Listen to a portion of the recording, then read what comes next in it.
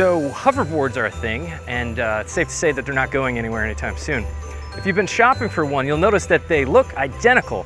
What isn't identical is the price tag. Some are as cheap as $400, some are as much as $1,800. So what's the difference? We're gonna find out. I'm Gary, and this is uBreakiFix Learn.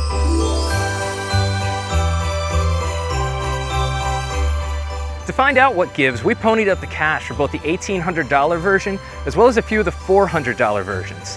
And immediately we took them apart.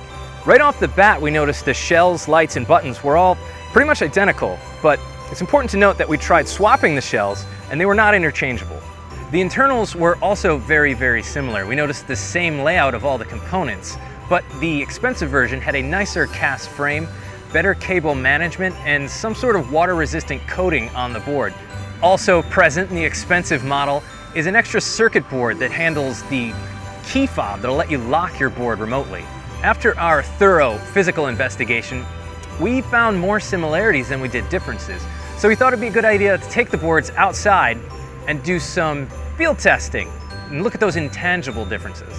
Now, we have used the boards extensively in the office, and we found no clear winner in the terms of top speed or battery life. Both boards clocked out at about 11 miles per hour on the top end, and the battery life was about 2 days of moderate to heavy office use. So our expensive board, the $1,800 board, it's a lot muddier in the controls. They feel a little bit dampened and they don't respond quite as well to your input. Due to those dampened controls, however, the board is a little bit more friendly to beginners. Also, the board's a little bit more stable at high speeds. This is probably because it doesn't respond quite as quickly to your movements. Now, for the cheap board, it's quiet, a lot quieter than the expensive board. It's also a lot more responsive to user input. This is good and bad. When you're first getting used to the board, it can be a little bit of a trouble spot. But once you're accustomed to riding the thing, it's actually a lot nicer. So which board should you buy? Is the extra $1,400 worth the extra features? Well, after spending a few weeks with all of our boards, we forgot about the key fob entirely, and the build quality really hasn't made a noticeable difference.